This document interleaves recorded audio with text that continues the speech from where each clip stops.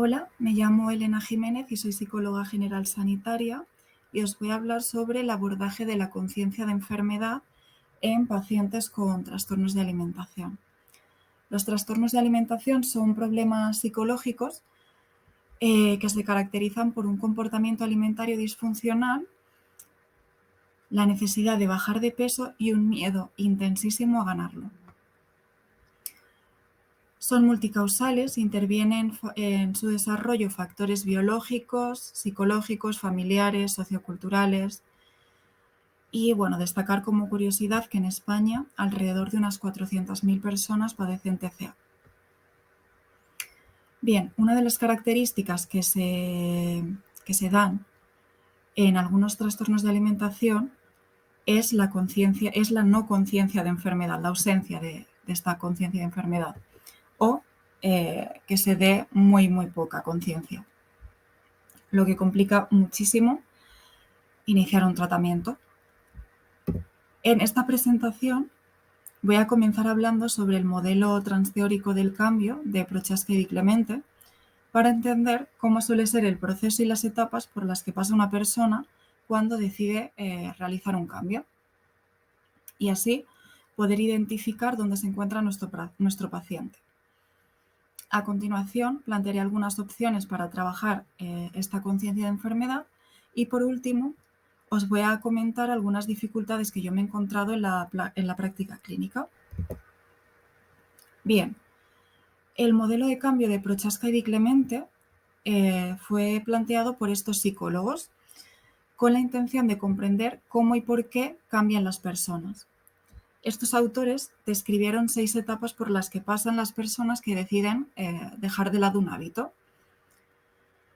El estudio que ellos realizaron estuvo orientado a personas que querían dejar de fumar, y lo que vieron es que estas personas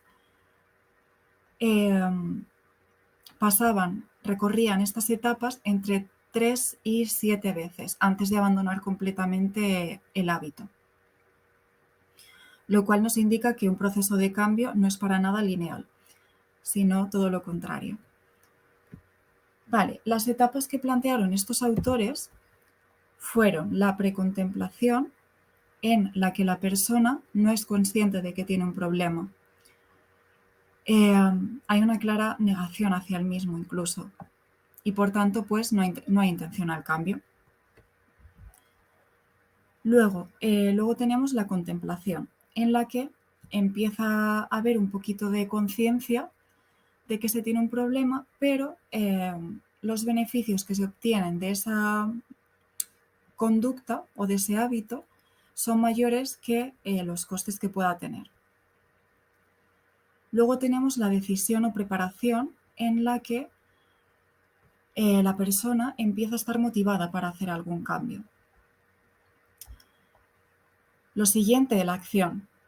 La persona lleva a cabo alguna conducta, algún acto para empezar a dejar ese hábito de lado. Luego tendríamos el mantenimiento, en que la idea de esta fase es pues los cambios que se hayan logrado, mantenerlos a largo plazo.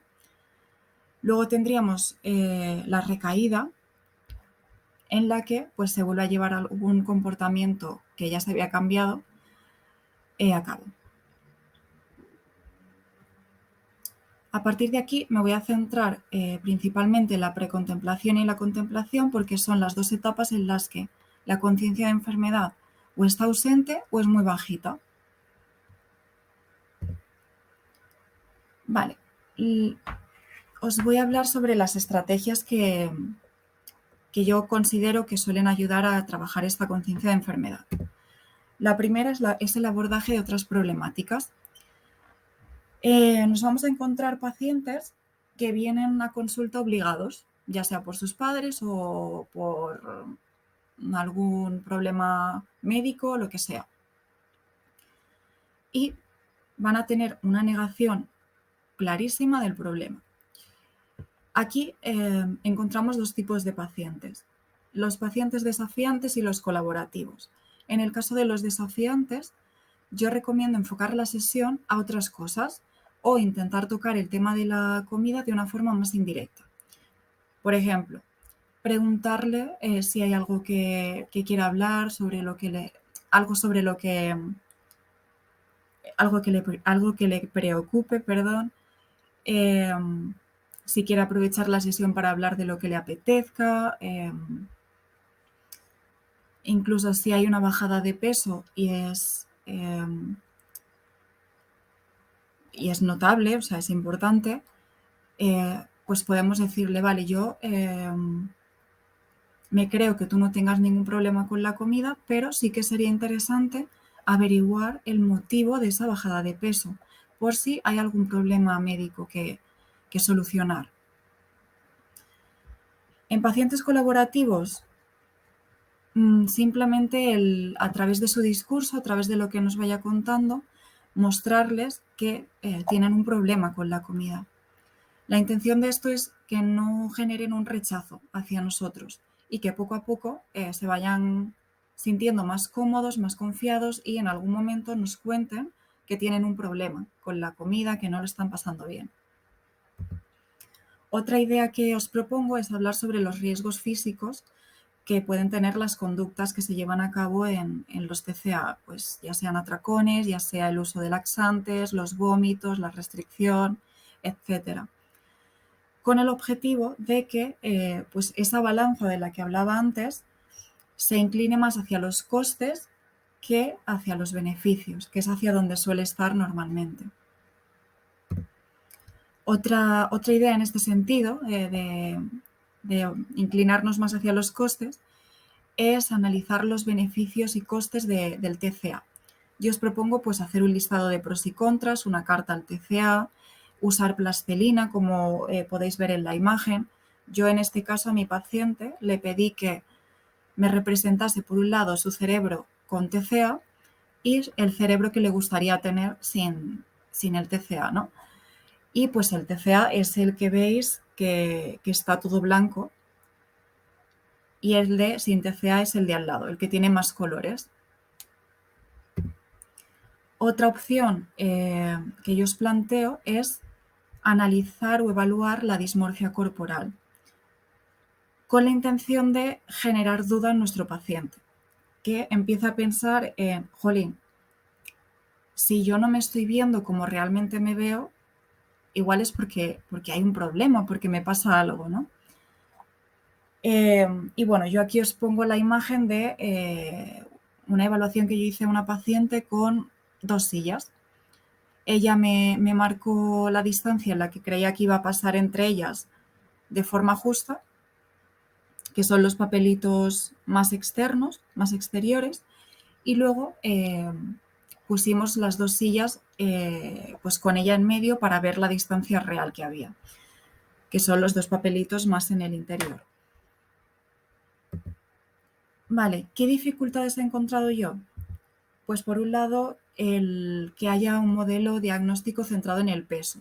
El DSM y la CIE, como, bueno, imagino que sabéis, trabaja con el IMC para diagnosticar la anorexia. Entonces he visto que esto ha generado esa creencia de si no estoy delgada o delgado no tengo un TCA, dificultando muchas veces que la persona sea consciente o se dé cuenta de que tiene un problema con la alimentación. Otra cosa que dificulta muchísimo esta conciencia es la distorsión de la imagen corporal. Lo mismo, esa creencia de para tener TCA hay que estar delgado o delgada. En este caso os planteo pues psicoeducar a nuestro paciente de que no es normal tener miedo a ganar peso, la culpa, prohibirse alimentos, etc.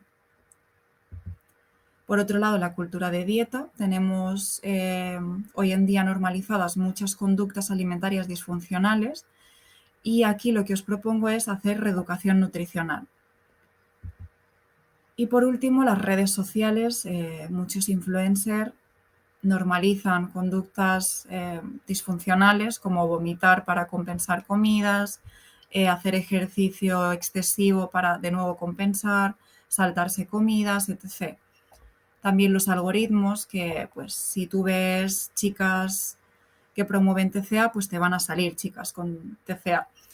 En este sentido, pues habría que educar en un buen uso de las redes sociales. Y bueno, pues hasta aquí estaría toda la presentación. Agradeceros la atención y espero que os haya servido todo esto que os he explicado.